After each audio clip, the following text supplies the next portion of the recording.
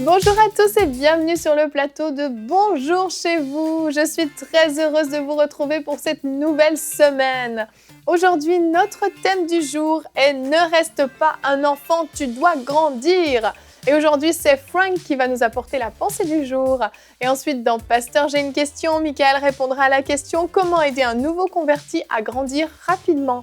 Nous continuerons avec la rubrique Culture et médias dans laquelle Nadine nous présentera le livre de la semaine, le Nouveau Testament de paroles vivantes de Alfred Cohen. Et nous terminerons avec la rubrique Témoignages dans laquelle Aurélie nous partagera le témoignage d'une téléspectatrice qui a vu sa vie chrétienne passer à un autre niveau en regardant EMCI TV. Voilà, vous connaissez le programme, je file retrouver les chroniqueurs.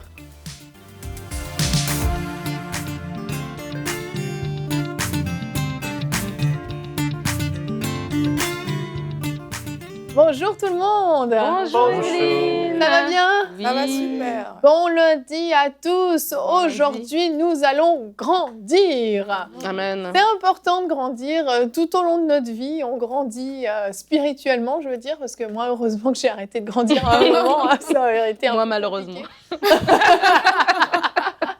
te donne un petit peu de ma grandeur. Aujourd'hui, Nadine, tu vas grandir. Peut-être que dans l'émission de demain, tu vas grandir. Ah oui, tu verras. on verra. Et donc, c'est important de grandir spirituellement. On le sait, hein, quand on est nouveau, on est ce qu'on appelle un bébé spirituel.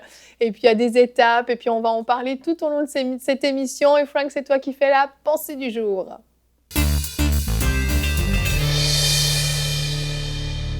Frank, le titre de ta pensée est « Il est temps de grandir ». Oui, il est temps de grandir. Et ça, c'est super important. Il y a beaucoup de gens qui peuvent ou qui pourraient se dire, Dieu est bon, il nous aime. Puis en fait, l'important, c'est qu'on soit sauvé. Puis c'est ça qui compte, c'est ça qui est important aux yeux de Dieu. Et oui, c'est important qu'on vienne qu'à parvenir au salut, mais il veut qu'on puisse grandir. Et là, je vais vous le prouver par la parole.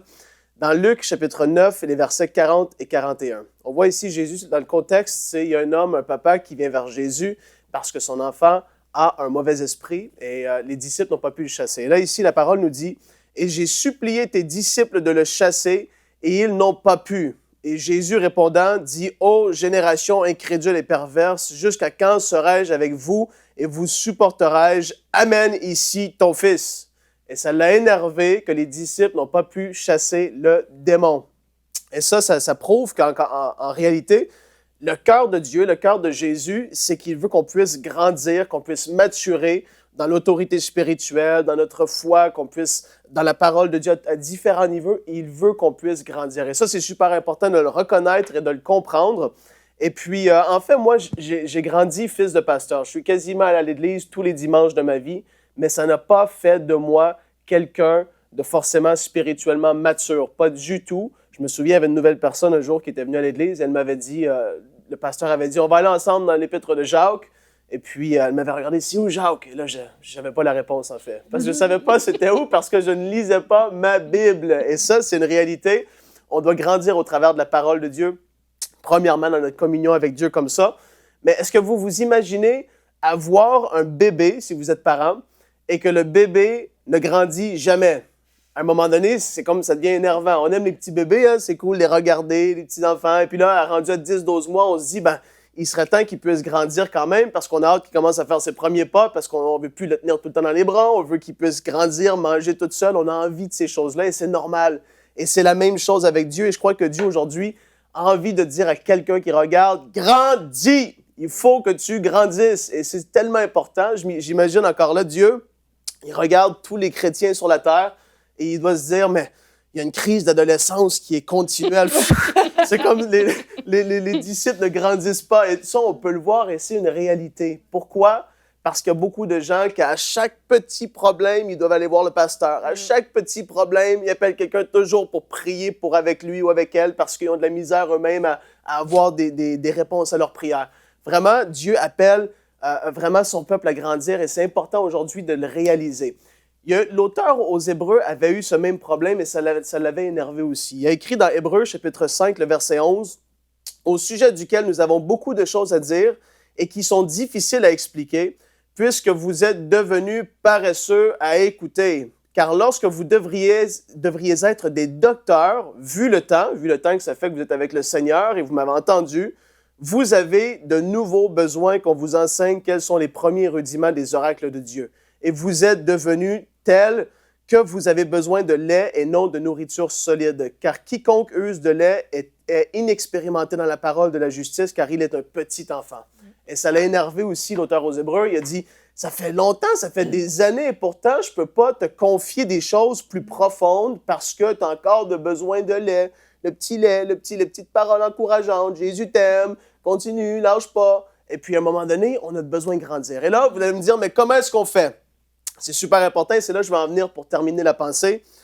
Moi, pour ma part, tout a changé lorsque j'ai commencé à lire la parole de Dieu toute seule dans ma chambre. Je me rappelle, avant que je me marie, j'ai vraiment commencé à creuser dans la parole de Dieu. Mon père, oui, est un pasteur et j'étais allé chercher une grosse concordance bien épaisse, en papier, pas version web, version papier. Et les soirs, je me rappelle, je revenais à la maison et j'ouvrais la concordance. Et là, j'allais chercher les thèmes. Et là, je creusais. Et là, je commençais à connaître ma parole. Je commençais à savoir où les livres étaient dans la Bible. Je commençais à savoir, ah, c'est vrai, j'avais lu ça et ça disait telle chose et telle affaire.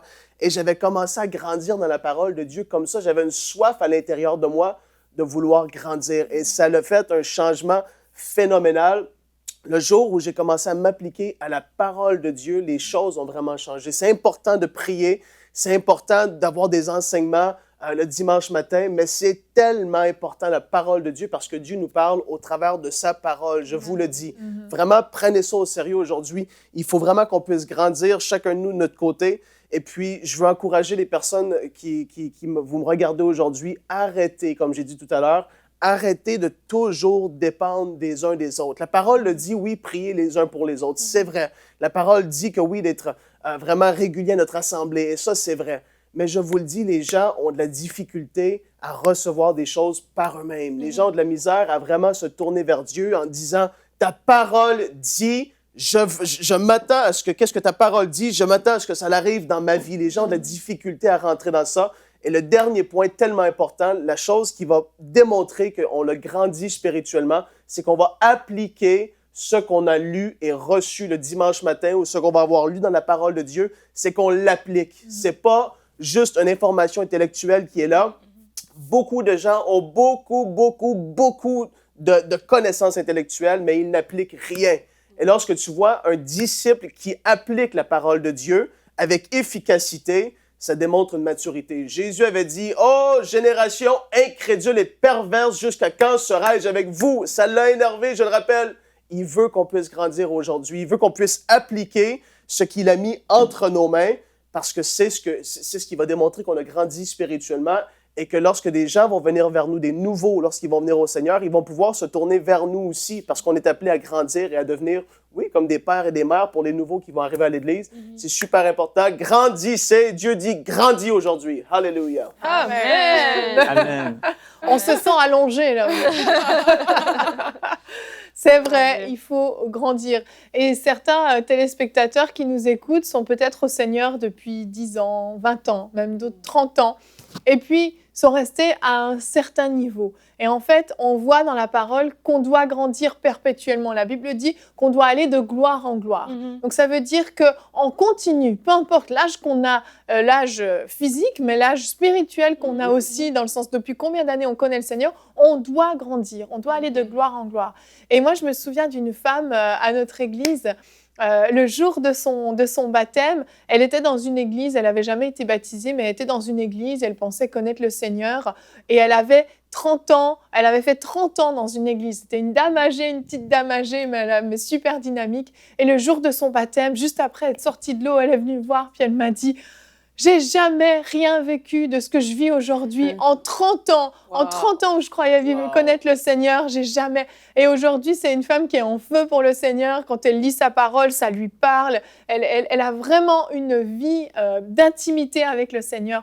Peu importe depuis combien de temps on est avec Dieu, c'est pas ça qui compte. On peut être un bébé spirituel alors qu'on l'a connu pendant 30 ans. Comme tu l'as dit, Frank, c'est pas normal qu'un bébé reste un bébé toute sa vie. Oui, et puis il y a des personnes qui pensent vraiment que, voilà, vu que j'ai donné ma vie au Seigneur en 1980, ben, ça veut dire que j'ai X nombre d'années avec le Seigneur.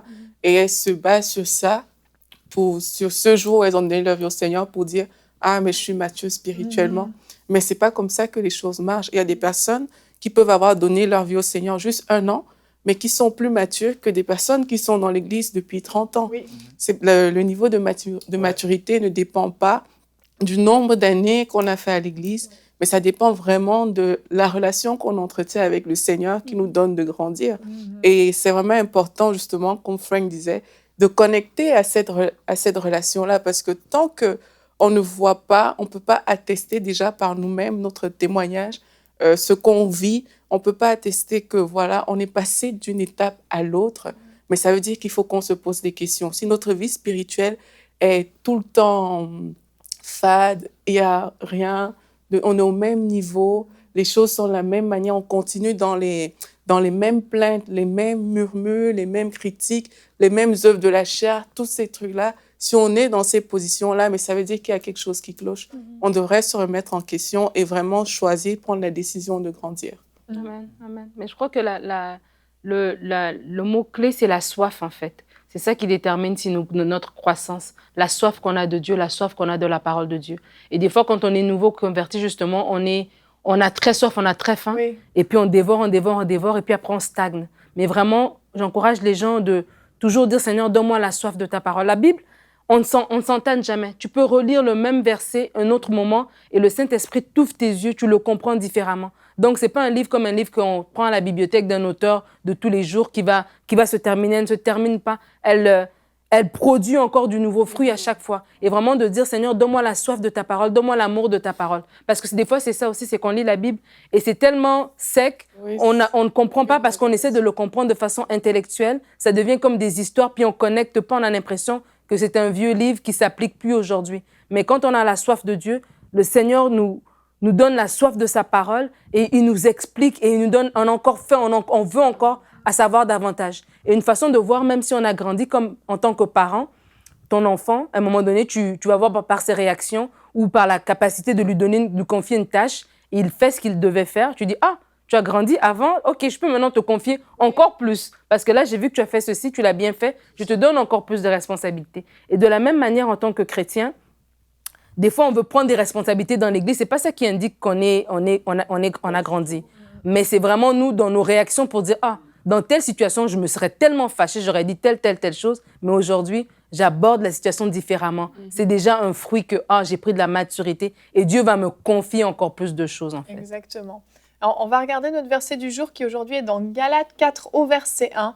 Ça dit « Aussi longtemps que l'héritier est un enfant, il ne se distingue en rien d'un esclave, bien qu'il soit le propriétaire de tout le patrimoine. C'est un verset qui est très, très important et c'est important de prendre le temps de méditer dessus.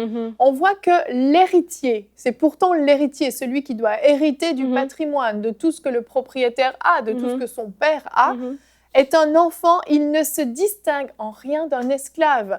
C'est fou quand même, c'est fort, tu te dis, quand même c'est important. Et bien qu'il soit le propriétaire de tout le patrimoine, donc on possède tout, on est enfant de Dieu. Notre Père, c'est Dieu, le créateur du ciel, de l'univers, de la terre entière, de nous-mêmes, mais on ne possédera rien de cet héritage qui est écrit dans la parole de Dieu tant qu'on est un enfant. Parce qu'en fait, on n'est pas capable de gérer ce patrimoine. On n'est pas capable de gérer cet héritage qui veut nous léguer. On n'a pas la capacité parce qu'on ne le comprend pas, on ne le saisit pas. Il y a une compréhension qui est nécessaire à avoir et on n'est pas capable de l'avoir, en fait. Je pensais que Lucas allait dire quelque chose. Oui, moi aussi, je pense. Super.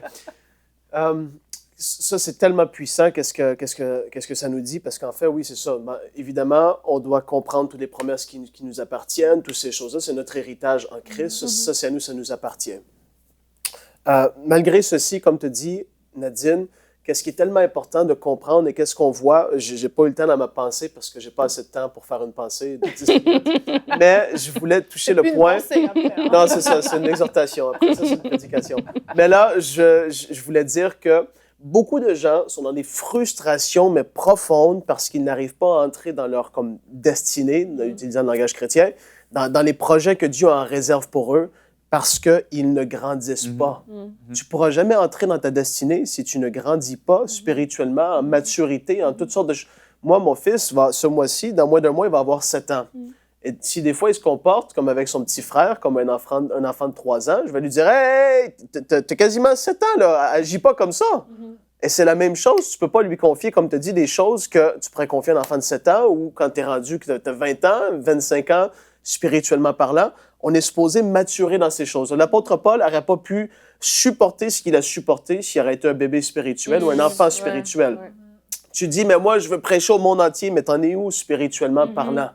Ça, il faut vraiment se poser ces questions-là parce que les gens vont se dire, mais pourtant, je vais à l'église et puis ça fait 18 000 fois que je reçois des prédications, mais tu fais quoi avec ces prédications-là? Mais vraiment, t'en fais quoi? Est-ce que tu sors évangéliser? Est-ce que tu exerces ton autorité? Est-ce que tu vois les fruits de ce que Jésus t'a laissé comme héritage? Est-ce que tu vois toutes ces choses-là ou pas?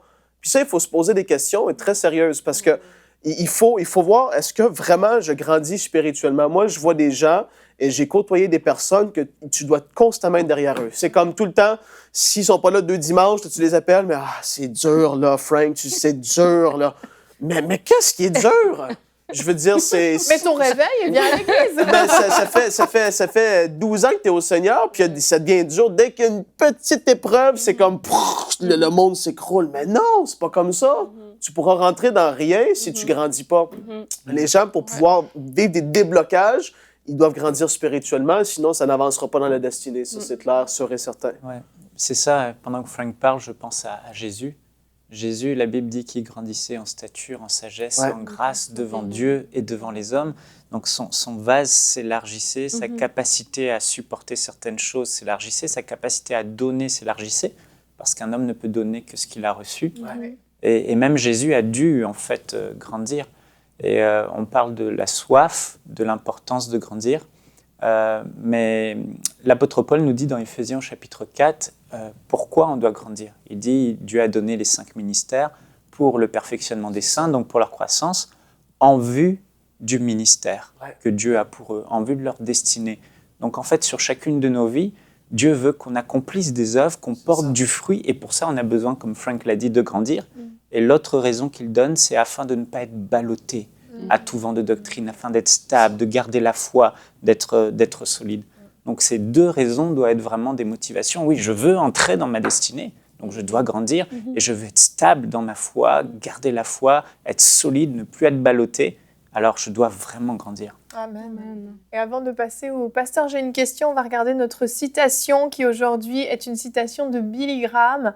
La Bible n'est pas une option, c'est une nécessité. Tu ne pourras pas grandir et devenir spirituellement fort sans elle. Amen. Et là, il ne s'agit pas seulement de lire sa Bible, parce qu'il y a beaucoup de programmes de lecture de la Bible en un an. Même nous, on en a un à MCI TV. Et je trouve que c'est une très bonne chose, mais ce n'est pas suffisant.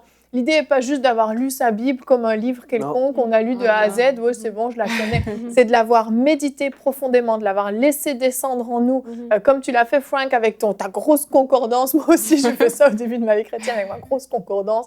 Et c'est vrai que c'est des moments de cœur à cœur avec Dieu, d'intimité. C'est particulier, Et là, tu sens qu'il se passe quelque chose en toi. Ton homme intérieur se fortifie. Et chérie, aujourd'hui, tu vas répondre à une question de Mélanie de France, qui est une très bonne question et beaucoup de gens aimeraient entendre ta réponse. Comment aider un nouveau converti à grandir rapidement? On amène quelqu'un au Seigneur et on veut qu'il soit rapidement mature, rapidement capable de mener sa vie chrétienne, mais est-ce qu'il y a des façons de grandir plus vite? Alors, oui, c'est une question, bon, je me suis préparé, j'ai pris des notes, mais j'avoue que c'est pas une question si facile à répondre. Parce que déjà, un nouveau converti, on ne traite pas avec lui comme un chrétien de plus longue date. Parce qu'un nouveau converti, c'est comme un nouveau-né, c'est fragile, ça connaît rien, ça a besoin d'assistance. Alors, j'ai fait une liste non exhaustive de ce qu'on pourrait dire pour aider un nouveau converti à grandir. Bon, comme Frank l'a dit, il faut déjà comprendre que lui donner soif de grandir, pourquoi il doit grandir, pourquoi c'est important, il doit comprendre ça. Mais l'un des points importants, c'est que il y a des mauvaises églises, mais il y a aussi de très bonnes églises. Et moi, je suis vraiment un défenseur de l'église locale. Amen. Et pour moi, un nouveau converti sans église locale, c'est pas possible. Il ne peut pas grandir. Donc, en fait, il faut encourager le nouveau converti à s'attacher à l'église locale, à être impliqué. Et plus il sera attaché de cœur à son église, plus il sera impliqué dans l'Église, plus il sera enraciné dans son Église, plus il va grandir rapidement. Vous remarquerez que les gens qui grandissent rapidement dans les églises, ce sont ceux qui sont investis dans l'Église, ceux qui vivent autour de l'Église. Donc il faut amener le nouveau converti à faire de l'Église locale sa deuxième maison. Et que quand il est à l'Église, il ne soit pas un chrétien du dimanche, il arrive, il repart. Il faut vraiment qu'il s'intègre dans l'Église. C'est essentiel pour une croissance rapide. Il doit aimer être là, il doit aimer être avec sa famille, ses frères et sœurs en Christ, etc. Alors, un nouveau converti sans église locale, c'est comme un nouveau-né livré à lui-même, il va mourir. Je n'ai pas connaissance d'un nouveau converti qui n'avait pas d'église locale ou de cellule de maison ou d'église de maison qui a survécu finalement. Le diable est venu, il a frappé, puis ce nouveau converti a perdu la foi. Donc l'église locale n'est pas une option, c'est une question de survie pour le nouveau converti. Il faut l'intégrer. Et un nouveau-né, il ne peut pas se nourrir seul. Un nouveau-né, il a besoin qu'on lui donne du lait, le biberon, il a besoin qu'on lui mette la cuillère à la bouche, la bouillie. Il a besoin donc d'aide en fait. Et c'est dans l'Église qu'on trouve les 5 ministères, Éphésiens chapitre 4, dont celui de l'enseignant qui est souvent le pasteur principal. Et l'enseignant, c'est lui qui connaît les besoins des brebis, le besoin du nouveau converti, et il va donner une nourriture appropriée. Alors l'idéal, ce serait que dans l'Église, il y ait une formation pour les nouveaux convertis, un programme pour les nouveaux convertis. Ça, c'est vraiment l'idéal, parce qu'un nouveau-né a besoin de nourriture, de lait, comme Frank l'a dit, pas de nourriture solide. Tu ne peux pas venir et donner du gros steak à un nouveau-né, il va s'étouffer, il va mourir, il ne va rien comprendre. Il a besoin de lait, des doctrines de base, en fait, des choses essentielles. Il a besoin de comprendre l'œuvre de la croix et du salut, ce qui s'est passé à la croix, ce qui s'est passé à la nouvelle naissance, le renoncement au péché, qu'il est justifié par la foi et non pas par les œuvres, pour ne pas tomber dans la condamnation. Il a besoin de comprendre que la résurrection des morts, la vie éternelle, l'enfer, le paradis, apprendre à prier. Et si aussi. Oui, tellement de choses en fait qu'on voit dans les doctrines de base, dans Hébreux 6. Si un nouveau converti n'a pas les bases, on peut dire comme Frank le disait, aller dans la Bible, mais le nouveau-né, là, celui qui vient de recevoir Jésus, il va rien comprendre. Il va lire et c'est possible que Dieu fasse grâce et tout ça, qu'il ouvre ses yeux, mais en fait, en réalité, il a besoin d'aide. Un nouveau-né a besoin d'être enseigné. C'est dans l'Église qu'il va trouver des enseignements. Et donc des programmes aussi pour les nouveaux convertis. Je veux encourager les leaders qui nous suivent. Mettez ça en emphase dans votre Église locale. Mettez en place un programme adapté avec du lait spirituel pour les nouveaux convertis. Un nouveau-né ne peut pas gérer les défis de la vie seul. Ça, c'est pas possible. Il a besoin de sa famille spirituelle. Tu as un nouveau-né, il a besoin des parents, il a besoin de la maman, il a besoin du papa, il a besoin des frères aînés, des sœurs aînées pour prendre soin de lui, à gérer les défis. Et c'est pareil, un nouveau converti dans l'Église, s'il n'a pas d'église locale, s'il n'est pas entouré, s'il n'a pas un pasteur pour prendre soin de lui quand il aura des épreuves, quand il aura des questions, quand il aura des doutes, quand il aura des mauvaises pensées, quand les blessures de son âme vont ressortir, le diable va venir, va le saisir et va tout saper, tout détruire. Mais si le pasteur est là, le pasteur va prendre soin de sa brebis, le pasteur va l'encourager. On parle de nouveaux convertis. Je ne veux pas contredire ce que Frank dit, les chrétiens de longue date, il faut vous secouer là. Mais on parle de nouveaux convertis. Le pasteur est là. Et combien de nouveaux convertis en fait, auraient perdu la foi. Ils sont tellement nombreux, des millions dans le monde, s'il n'y avait pas eu un pasteur, un berger qui était là pour les encourager au début. C'est mon cas. Voilà, c'est aussi certainement mon cas. Alors, et dans l'Église, c'est vrai que le pasteur est souvent occupé, il ne peut pas être là toujours pour tout le monde, il a un agenda, il a besoin de temps avec le Seigneur, préparé. Mais ce qui est super, c'est que dans l'Église, on est une famille. Et comme un nouveau-né dans une maison, il a les grands frères, les grandes sœurs, les aînés. Dans l'Église, on a les aînés dans la foi. Et c'est vraiment important que le nouveau-né soit en fait avec le contact des aînés, parce que les aînés vont être là aussi pour pouvoir prendre soin du nouveau converti. Alors, pour grandir rapidement, une clé essentielle, c'est qu'il faut passer du temps avec des aînés dans la foi. Ça, c'est essentiel. On voit ma petite fille Sophia, elle grandit rapidement, parce que elle a un frère aîné, Louis, et puis le modèle, elle voit l'exemple, elle reproduit, Louis étire ses standards, etc. Et ça, on le voit dans toutes les familles. On voit que les derniers grandissent rapidement parce qu'ils sont entourés des aînés. Et dans l'Église, c'est pareil. Un nouveau converti, quand il il fréquente, il passe du temps avec des aînés dans la foi, il va grandir rapidement. C'est comme dans un club de foot, tu as que des bons joueurs, tu mets un mauvais joueur, à force de jouer avec les mauvais joueurs, avec les bons joueurs, il va devenir un bon joueur. C'est pareil avec les intellectuels. Tu n'es pas doué à l'école, tu passes ton temps avec des gens doués, tu vas devenir doué, etc. Donc en fait, les gens que tu fréquentes, tu finis par devenir comme eux. Donc c'est vraiment essentiel qu'on soit entouré. Et pour ça, on a besoin de cellules de maison. Ça, c'est essentiel. Si dans l'Église, il y a des groupes vie, des cellules de maison, des groupes de prière, des groupes de jeunes, il faut vraiment que le nouveau converti, on le place là, qu'il s'implique, parce que c'est dans cet environnement qu'il va côtoyer les uns les autres. Ce n'est pas toujours le dimanche matin qu'on peut parler avec les uns les autres, mais dans les groupes de prière, les groupes de maison, là on pose des questions, là on parle de nos défis, et là les aînés qui sont là, bah oui, ils vont nous aider. Et ça crée des liens aussi. C'est ça. Moi, Alain Patrick, qui est devenu pasteur aujourd'hui, mais il a joué un rôle essentiel dans ma croissance. J'ai gagné des années grâce à lui. Il m'a conseillé des livres, il m'a encouragé, il m'a fortifié, il a répondu à mes questions. C'était un aîné et c'était essentiel que je le côtoie. Après, il y a eu Steven Bakiko, qui m'a ouvert les yeux sur le monde spirituel. Il chassait des démons. Je fais « wow !» Et moi aussi, j'ai chassé mes démons parce que j'ai vu mon aîné le faire, etc. Donc, c'est vraiment important de côtoyer des aînés dans la foi qui peuvent nous faire gagner des années.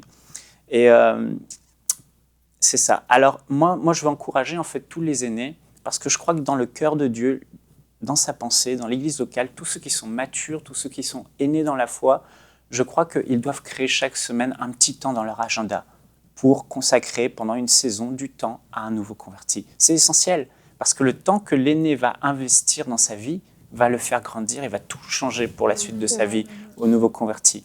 Et si vous vous demandez qu'est-ce que je peux faire dans l'église, la chose la plus noble, dégage 2 heures par semaine et prends soin d'un nouveau converti. Fais-le grandir. Prie pour lui, etc. C'est extraordinaire. Alors, l'idéal pour grandir rapidement aussi, c'est avoir un père et une mère spirituelle.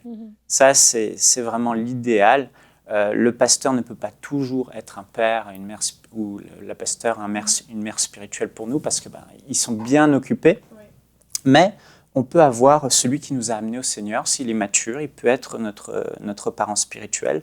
Un responsable de groupe de maison peut être notre parent spirituel. Alors, un parent spirituel, c'est plus qu'un aîné. Un parent spirituel, c'est une personne qu'on va respecter, qu'on va admirer. On va admirer sa foi, sa maturité, sa sagesse. Et on va accepter, le nouveau converti va accepter de donner un droit de parole et même de correction dans sa vie. Ok, tu deviens mon père, ma mère spirituelle, je t'autorise à parler dans ma vie, je t'autorise à me corriger. Et c'est quelqu'un qui a, le père spirituel, la mère spirituelle, une maturité spirituelle, et il va nous prendre sous sa responsabilité parentale. Et il y a aussi un lien affectif sain qui est là. Le père spirituel, le parent spirituel nous connaît le nouveau converti, connaît ses défis, et il va prendre la responsabilité d'éduquer le nouveau converti, de prier pour lui, de le protéger, etc. Et alors, un point important que Frank a cité, c'est d'éviter le maternage et le paternage. Il faut faire en sorte, même quand on est parent spirituel de quelqu'un, d'un nouveau converti, de faire en sorte qu'il ait, comme Frank l'a dit, sa propre relation avec Dieu, sa propre relation avec la parole, avec le Saint-Esprit, son précieux partenaire, c'est essentiel. La Bible dit que le Saint-Esprit nous enseignera toutes choses. Donc en fait, quand on suit un nouveau converti, même quand on a les réponses et qu'il nous pose des questions, il faut toujours encourager le nouveau converti à aller vers Dieu en premier. J'ai la réponse, mais je ne lui dis pas, va vers Dieu, demande à Dieu, et puis reviens. Et puis en fonction de ce qu'il croit avoir entendu du Saint-Esprit ou de Dieu, je vais lui dire, voilà, quand il lit des choses dans la parole, il y a une interprétation, je corrige, mais je le laisse toujours. Va demander à Dieu, va vers Dieu, que le nouveau converti puisse de plus en plus rapidement dépendre de Dieu. Et rapidement, un autre point, c'est pour grandir rapidement, il faut manger, mais il faut aussi bouger. Si on fait que manger, on va grossir et on ne va pas grandir. Et il faut que le nouveau converti soit investi dans les programmes de l'Église, la prière, l'évangélisation. Dès le début, Jésus n'a pas attendu que les disciples soient parfaits, soient prêts, soient comme certains le font dans certaines églises. Non, dès le début, donner des petites responsabilités au nouveau converti. Il faut qu'il bouge, il faut qu'il serve, il faut qu'il soit actif pour le Seigneur. Et la meilleure méthode, c'est celle de Jésus, la méthode stage. Le leader du groupe dans lequel est le nouveau converti enseigne. Il explique comment faire. Ensuite, il montre l'exemple. Par exemple, l'évangélisation. Voilà comment vous devez faire prier pour les malades. Puis, après ça, il a envoyé les disciples, Jésus. Et quand le nouveau converti va faire des choses, il va commettre des erreurs, mais c'est en commettant des erreurs qu'il va apprendre. Et puis en côtoyant les gens, il va forger son caractère, le faire, aiguiser le faire, etc. Donc c'est vraiment essentiel, comme Frank l'a dit, de mettre en pratique la parole de Dieu et de bouger, d'être actif. Et voilà, j'ai fini. Un autre point, c'est lire des bons livres, essentiel. Lisez des livres, des bons livres que vos aînés vous conseillent ou que vous trouvez selon vos besoins. Et surtout, l'un des points importants, c'est de regarder Bonjour chez vous tous les jours. Ah, mais ça, c'est sûr. Ça, c'est inévitable. Merci beaucoup. Merci pour cette longue réponse détaillée. Elle est bien détaillée. Elle était très bien. Elle était très bien détaillée. J'espère que vous avez pris des notes à la maison. Sinon, vous pouvez réécouter. Tu as parlé de lire de bons livres. On va passer à la rubrique Culture et médias. Nadine, tu nous présentes le meilleur de tous les livres. On va regarder la vidéo de présentation. Découvrez le livre de la semaine.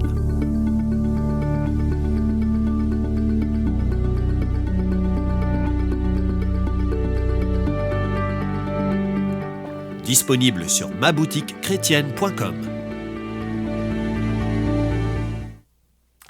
Alors, on va parler aujourd'hui de la Bible, la version Parole vivante, le Nouveau Testament, transcrit par Alfred Cohen. En fait, il y a eu beaucoup de traductions de Bible, mais quand on parle de nouveaux convertis, ce qui est important, et Michael l'a dit dans sa réponse, et Frank aussi l'a dit dans sa pensée, c'est que la parole est la base, en fait. Et c'est la parole qui nourrit, c'est à la fin de la journée, c'est la parole qui va faire que nous allons grandir. Et on connaît Dieu au travers de sa parole. Et des fois, ça peut être intimidant quand on est nouvellement au Seigneur parce qu'on lit, on ne comprend pas, ou c'est du vieux français, on a du mal à se retrouver. Alors, ce qu'ils ont fait ici, c'est tout simplement, ils ont fait une transcription dynamique. Donc, c'est toujours la Bible, c'est les mêmes versets. Là, c'est le Nouveau Testament de Matthieu, Apocalypse. Mais en plus de ça, il y a des explications en bas de page. Il y a une façon, c'est écrit de façon très simple. Donc, c'est vraiment dans un français qui est accessible. Et du coup, les personnes, ils peuvent vraiment trouver ça ils peuvent trouver ça approchable. Ils peuvent vraiment facilement tomber en amour avec la lecture quotidienne de la parole. C'est pas lourd parce que c'est vraiment dynamique comme façon de faire. Et donc, ils disent ici qu'ils l'ont fait. Pourquoi ils ont fait cette traduction? Parce que c'est un texte, le langage vieillit. Et donc, avec les découvertes, ils ont trouvé une meilleure façon de pouvoir nous parler de la part de Dieu. Et donc, ils ont fait, c'est vraiment super. Moi, j'aime beaucoup ça. Vous voyez, il est un peu vieux parce que c'est vraiment ma vraie Bible à moi.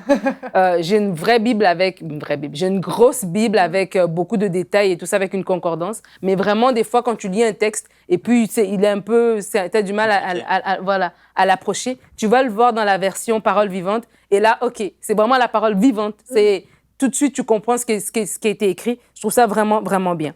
Et ce qu'ils ont fait aussi qui est super, c'est qu'ils ont fait d'autres versions. Ils ont fait ici Sagesse vivante. Donc, c'est tous les livres de sagesse, donc Proverbes, Job, l'Ecclésiaste, Cantique des Cantiques. Ils l'ont réécrit en version dynamique. C'est vraiment, vraiment bien. Ils ont écrit aussi Louange vivante. C'est tous des psaumes.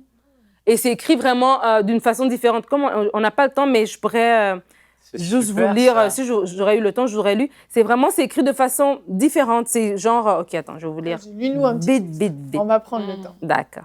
Psaume 23. Cantique des Cantiques. Ouais, Psaume 23, mais le Psaume 23, j'avais trouvé... Il n'a pas trop changé. Il n'a pas trop changé. Cantique des Cantiques n'est pas ma lecture quotidienne. Déjà dans la seconde 1910, c'est assez puissant, mais là, en vivant, waouh!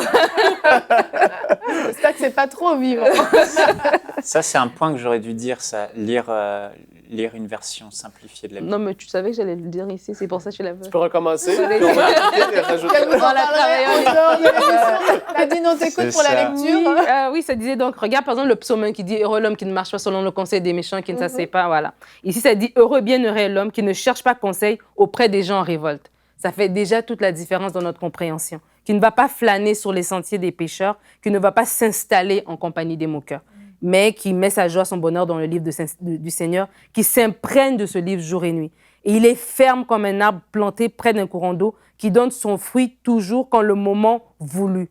Et sans cesse sa ramure, sans se faner, refleurit. Tout ce qu'il a entrepris, il le réussit. Donc, la compréhension, elle est vraiment totalement différente. C'est plus une répétition, mais c'est vraiment une bonne compréhension. C'est 6,90 € à ma boutique, c'est vraiment pas cher. 6,80 €. Le Nouveau Testament? Ah oui. C'est vraiment pas cher. Et là, beau cadeau à offrir, c'est vraiment bien. Converti aussi. Et ça, ici, il y en a un troisième, je ne l'ai pas, ça s'appelle Prophétie vivante. Donc, les livres prophétiques, Prophétique, OK. ça vaut la peine de le lire dans une version dynamique français compréhensible. Excellent. C'est super. Donc, voilà. Au final, ils ont pratiquement traduit toute la Bible. Oui, ben, c'est Presque. ça, il manque que la Pentateuque et puis Oui. les autres livres. Mais vraiment, moi, je recommande fortement, c'est vraiment bien. Moi, j'aime Est-ce bien. qu'ils travaillent sur la Pentateuque actuellement? Je sais pas, je les ai pas appelés avant. On va les appeler. Mais tout ce qu'ils ont fait, Je pense laisse-moi que le appeler frère, Alfred, Alfred Cohen est parti rejoindre Ouais. le Seigneur. Il est rentré à la maison, je crois, cette année-là. Ah oui? Ah oui? Ah. Donc, Ben, à mon avis, Ça Ouais, il il a faudrait peut-être trouver la quelqu'un de relève. son calibre. Ça va être Ah, difficile. wow. trouver la relève. Ouais, Merci mais Nadine. vraiment, En tout merci. cas, c'est des très bons livres qu'on vous recommande à la maison. Et nous continuons maintenant avec la rubrique témoignages. Aurélie, aujourd'hui, tu nous partages le témoignage d'une téléspectatrice. Oui, Evelyne, elle nous raconte comment sa vie est passée vraiment à un autre niveau depuis qu'elle regarde EMCI TV. Et il faut savoir qu'elle avait 20 ans de conversion. Donc, avant tout ce qu'elle dit, on en a parlé un peu au début de l'émission. Elle dit que sa vie chrétienne était vraiment faite de routine. Et d'après elle, telle qu'elle a décrit, elle dit qu'elle n'avait pas de saveur, il n'y avait pas de joie. Donc, elle était vraiment insatisfaite. Elle se battait non seulement avec elle-même, elle avait ses défis qui revenaient continuellement. Elle se battait contre le diable, elle se battait contre les autres. Bref, elle avait vraiment une vie chrétienne compliquée. Et elle reconnaît que même dans ces 20 années, elle a conscience que c'est vraiment Dieu qui l'a portée et c'est Dieu aussi qui l'a guidée vers EMCI TV. Parce que quand elle est arrivée sur notre chaîne, elle a commencé à regarder les émissions. Elle a regardé Prière inspirée, Bonjour chez vous, Vie de foi, Go, Héros de la foi. Et elle dit que lorsqu'elle regardait toutes ces émissions-là, mais elle a été restaurée, elle a été encouragée, elle a eu vraiment une nouvelle vision de la vie chrétienne, la vision de son couple s'est clarifiée à travers plusieurs séries. Ben, elle a vraiment vu que sa façon de penser changer. Elle a vraiment été transformée et il y a une flamme qui s'est réveillée dans son cœur pour le Seigneur. Et c'est ce qu'elle nous raconte en fait dans son témoignage, c'est que maintenant elle a de l'espoir, sa vie a vraiment changé. Elle avait à cœur parfois de faire des choses pour le Seigneur, mais elle était toujours bloquée. Mais aujourd'hui, au travers des émissions comme Go, elle peut se lever pour évangéliser. Et vraiment, il y a du renouveau dans sa L'émission vie. Go de Jérémy De Jérémy. qu'on avait présenté dans Bonjour chez vous. Oui, exactement. Et vraiment, sa vie a pris une nouvelle direction, sa vie a pris une nouvelle saveur, juste en écoutant la chaîne EMCI TV. Et on rend gloire à Dieu pour ça, parce que c'est aussi un canal que Dieu utilise pour faire grandir beaucoup de nouveaux convertis et beaucoup de personnes même qui sont anciennes dans le Seigneur, comme cette dame-là. Amen. Merci Aurélie pour ce beau témoignage. Si vous avez des témoignages que vous voulez nous envoyer, vous pouvez nous écrire à l'adresse témoignage@enseigne-moi.com. On voit au travers de ce témoignage vraiment que là, c'est EMCI qui a été un instrument en fait pour faire grandir cette personne, mais c'est pas nous en tant que tels, c'est la parole qui est prêchée sur EMCI TV qui fait la différence. On voit encore une fois cette puissance de la parole pour faire croître en fait, et on a désespérément besoin de ça. Chacun d'entre nous, on est, comme je l'ai dit au début, en processus. Donc à la maison, vous nous écoutez. Peu importe le nombre d'années de vie chrétienne que vous avez, vous devez continuellement grandir. Nous devons continuellement grandir. C'est une nécessité. Et on va de gloire en gloire, on évolue, on dépasse nos standards, on dépasse nos propres défis, nos propres limites, nos propres faiblesses. Et on voit Dieu intervenir à nos côtés. Et tout comme les disciples n'ont pas réussi à chasser le démon dans l'histoire que Frank racontait de cet enfant, on voit que plus tard, ils ont été baptisés du Saint-Esprit, ils ont été remplis, leur foi a grandi, leur maturité a augmenté, ils ont été capables de chasser des démons, ils ont été capables de guérir les malades. On voit que juste leur ombre pouvait guérir les malades. Donc, on voit qu'il y a eu une croissance qui a eu lieu et je vous encourage à la maison à pouvoir vous aussi expérimenter cette croissance spirituelle. Nous allons nous retrouver demain et demain encore des émissions qui vont nous faire grandir. Le thème sera « Sois déterminé à atteindre la vision que Dieu t'a donnée ». Et nous aurons une invitée, une personne que nous apprécions beaucoup, qui est le pasteur Viviane Dallot, qui sera là et qui fera la rubrique famille avec nous. Donc merci à tous de nous avoir suivis. Je vous souhaite une belle journée et bonjour chez vous.